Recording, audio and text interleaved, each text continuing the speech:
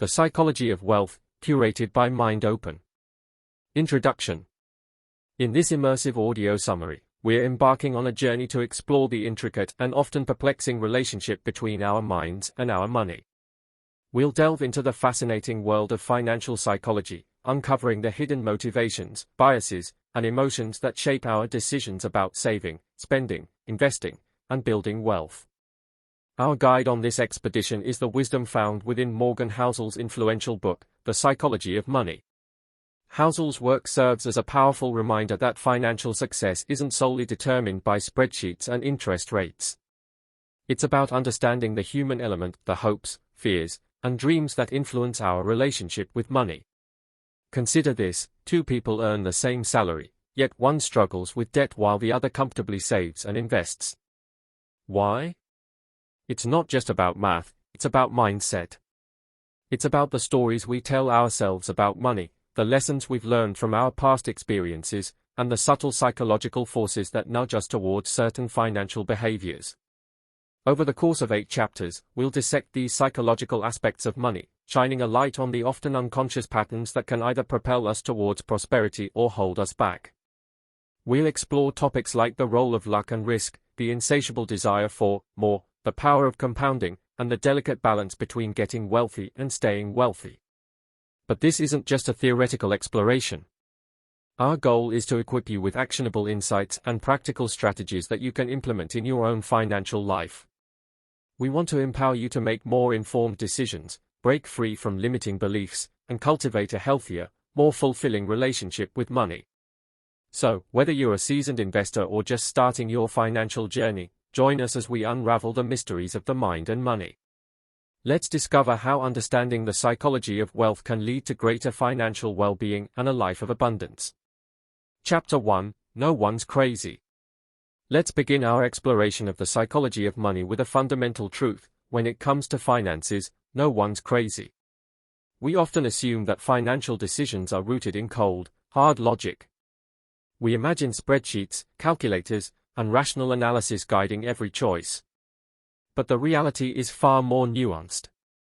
Our financial behaviors are deeply intertwined with our emotions, personal experiences, and unique perspectives.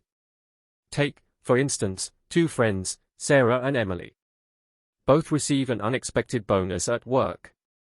Sarah, who grew up in a financially stable household, immediately puts the money into her retirement account. Emily, whose family struggled with debt, decides to splurge on a much-needed vacation. Are either of them wrong? Not necessarily. Their choices reflect their individual backgrounds and priorities. Sarah's cautious approach stems from a desire for long-term security, while Emily's decision prioritizes immediate enjoyment and stress relief. This illustrates a crucial point: there's no one-size-fits-all when it comes to money management. Each of us has a unique risk tolerance, shaped by our past experiences and personalities. Some thrive on the excitement of high-risk investments, while others find comfort in stable, predictable returns. Similarly, our spending habits are influenced by a complex web of factors. Family upbringing plays a significant role. If you grew up in a household where money was tight, you might be more inclined to save and budget carefully. On the other hand, if you were surrounded by abundance, you might be more comfortable spending freely. Cultural influences also shape our financial behaviors. In some cultures, frugality and saving are highly valued, while in others, generosity and conspicuous consumption are the norm. These cultural norms can subconsciously impact our attitudes towards money.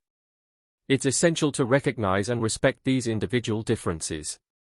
We shouldn't judge someone else's financial choices based on our own values or experiences. Instead, let's cultivate empathy and understanding. Remember, behind every financial decision is a unique story, a set of beliefs, and a complex emotional landscape. By acknowledging the diversity of financial perspectives, we can foster more open and productive conversations about money. We can learn from each other, challenge our own assumptions, and discover new approaches to building wealth and achieving financial well-being. So, the next time you encounter someone with a seemingly irrational financial behavior, pause and remember, no one's crazy. Their choices might not align with yours, but they are perfectly logical within the context of their own life and experiences. And that's a valuable lesson in itself. Chapter 2: Luck and Risk. In the grand tapestry of financial success, two threads are often overlooked, yet they weave their way through every story: luck and risk. While we love to attribute wealth solely to hard work and intelligence, the truth is that chance events and calculated gambles play a significant role. Let's consider the story of Bill Gates. His brilliance and entrepreneurial spirit are undeniable, but it's also crucial to acknowledge the fortunate timing of his entry into the burgeoning personal computer industry. Had he been born a few decades earlier or later, the outcome might have been drastically different.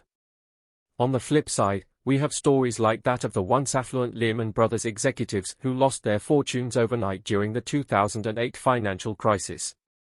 Their downfall wasn't necessarily due to incompetence, it was a consequence of unforeseen risks and systemic vulnerabilities. These examples underscore the reality that financial outcomes are not always a direct reflection of skill or effort. Luck, both good and bad, can dramatically alter the course of our financial lives. This isn't meant to discourage us or imply that our actions are futile. Rather, it's an invitation to embrace a more nuanced perspective. Acknowledging the role of chance allows us to approach financial decisions with both humility and a healthy dose of realism. It also encourages us to take calculated risks. No venture is entirely without risk, but understanding the potential downsides empowers us to make informed choices. We can weigh the potential rewards against the possible losses, and proceed with a clear understanding of the stakes. This brings us to the concept of tail events. These are rare but impactful occurrences that lie on the extreme ends of the probability curve. Think of them as the black swans of the financial world, unexpected events that can cause massive disruptions and create opportunities for extraordinary gains or devastating losses. The COVID-19 pandemic is a prime example of a tail event. It sent shockwaves through the global economy, causing widespread job losses and market volatility. Yet, amidst the chaos, some individuals and businesses thrived, seizing new opportunities presented by the changing landscape. While we can't predict tail events, we can prepare for them. Building resilience into our financial plans through emergency funds, diversification, and insurance can help us weather the storms when they inevitably arise. So, as we navigate the complex world of money, let's acknowledge the interplay of luck and risk. Let's embrace the uncertainty, make informed decisions, and remain adaptable in the face of the unexpected. By doing so, we increase our chances of not only achieving financial success but also maintaining it in the long run. Chapter 3: Never Enough. Imagine finally landing that dream job with a significant pay raise. The initial thrill is exhilarating, the possibilities seem endless. But fast forward a few months, and that excitement fades. The bigger paycheck becomes the new normal, and the desire for something more creeps back in. This phenomenon is known as hedonic adaptation, our remarkable ability to quickly adjust to positive changes in our circumstances. Whether it's a new car, a bigger house, or a fatter bank account, the initial euphoria eventually subsides, leaving us craving the next upgrade. This constant pursuit of more is deeply ingrained in our culture. We're bombarded with messages equating success with material possessions and social status. We compare ourselves to others, feeling a pang of envy when we perceive them to be ahead. This relentless pursuit can become a never-ending treadmill, leaving us perpetually unsatisfied. But what if true wealth lies not in accumulating more, but in appreciating what we already have? What if contentment comes from defining our own measures of success, rather than chasing external validation? Consider the story of a high-powered executive who, despite a lucrative career, felt trapped in a cycle of workaholism and burnout. It wasn't until a health scare forced him to re-evaluate his priorities that he realized the true value of time with family and pursuing personal passions. He discovered that enough wasn't about a specific number in his bank account, but about living a life aligned with his values. This concept of enough is about finding a balance between ambition and gratitude. It's about recognizing that while striving for financial security is important, true fulfillment often comes from experiences, relationships, and personal growth. It's about shifting our focus from material possessions to creating memories that will last a lifetime. It's about investing in our health, nurturing our passions, and cultivating meaningful connections with the people we love. This doesn't mean abandoning our financial goals altogether. But it does mean redefining what success looks like. It means recognizing that true wealth encompasses not only our bank accounts but also our well-being, our relationships, and our sense of purpose. So, as we continue our journey through the psychology of money, let's challenge the notion that more is always better. Let's embrace the power of enough and discover the true riches that lie beyond the pursuit of endless accumulation. Chapter 4: Confounding Compounding. In the realm of finance, there exists a force so potent, yet often underestimated, that it's been called the eighth wonder of the world. This force is compounding, and its magic lies in the ability to turn small, consistent efforts into extraordinary results over time. At its core, compounding is the process of earning returns not just on your initial investment, but also on the accumulated interest or gains from previous periods. It's like a snowball rolling down a hill, gathering more snow and momentum with each revolution. Let's take the story of Grace, who started investing $100 a month in a diversified index fund at the age of 25. She wasn't a financial whiz, nor did she have a windfall inheritance. But she understood the power of compounding and remained committed to her monthly contributions, even when the market experienced downturns. By the time she reached retirement age, her modest investments had grown into a substantial nest egg, thanks to the steady accumulation of compound interest. Contrast Grace's story with that of Alex, who delayed investing until his 40s. Even though he contributed larger sums, he had significantly less time for his investments to compound. Despite his best efforts, his portfolio at retirement was dwarfed by Grace's, highlighting the profound impact of starting early. Compounding teaches us the importance of patience and consistency. It's not about chasing quick wins or trying to time the market. It's about staying the course, even when the market seems turbulent, trusting that over the long term, your investments will grow. This brings us to the concept of time in the market. The longer your money is invested, the more opportunity it has to compound. This doesn't mean you should blindly hold on to investments that are underperforming. But it does mean avoiding impulsive decisions driven by short-term market fluctuations. Remember, the market is like a roller coaster, with its ups and downs. Trying to jump on and off at the perfect moment is a fool's errand. Instead, focus on the long-term horizon, and let the power of compounding work its magic. So, whether you're just starting your financial journey or looking to enhance your existing investments, remember the confounding power of compounding. Start early, stay consistent, and be patient.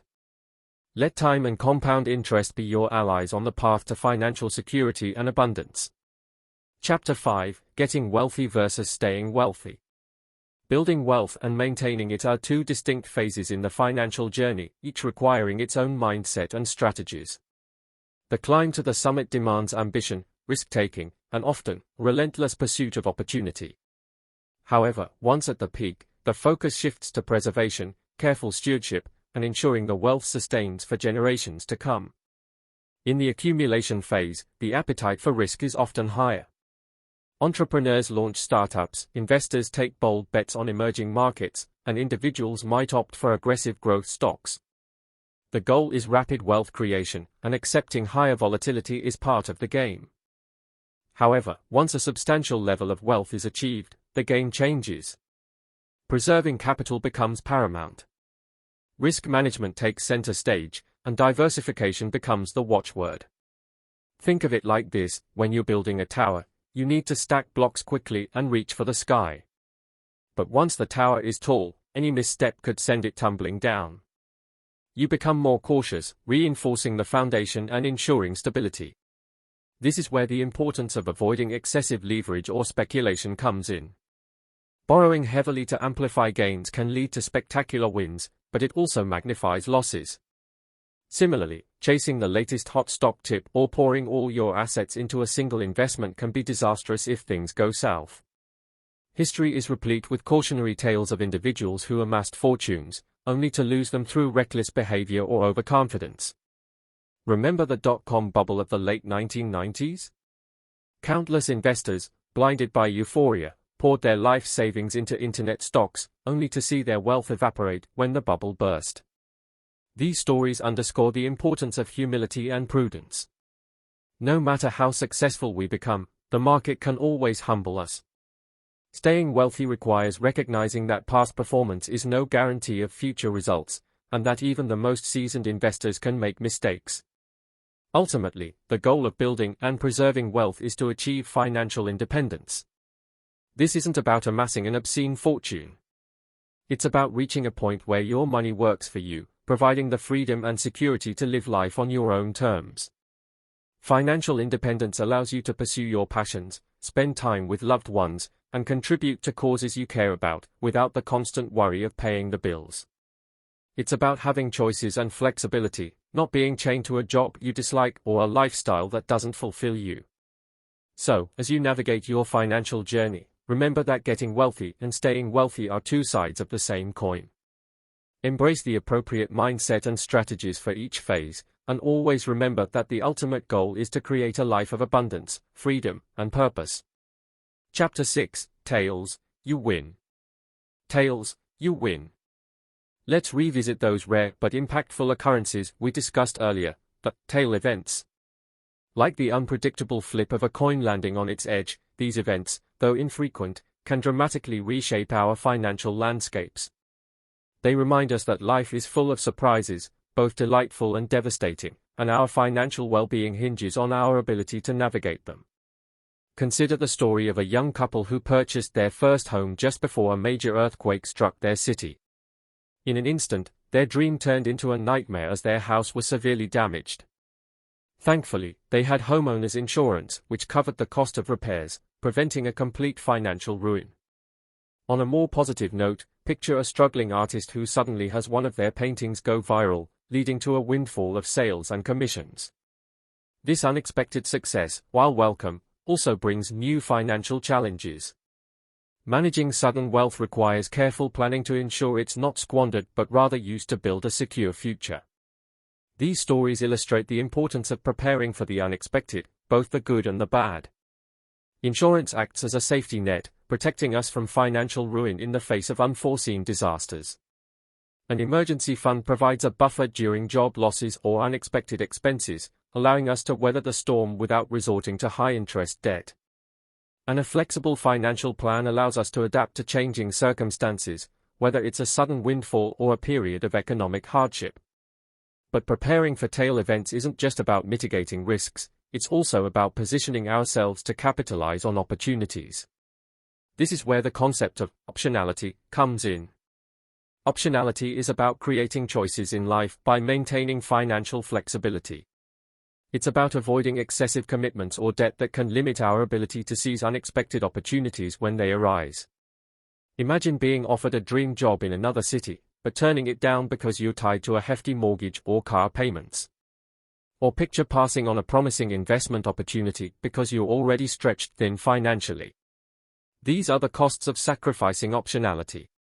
By prioritizing financial flexibility, we create space for serendipity and spontaneity. We empower ourselves to say yes to new ventures, pursue our passions, and embrace the unknown. So, as we continue to explore the psychology of money, let's remember that life is a game of tails, and sometimes, those tails can win. By preparing for the unexpected and cultivating optionality, we increase our chances of not just surviving, but thriving, in the face of life's inevitable twists and turns. Chapter 7, Freedom.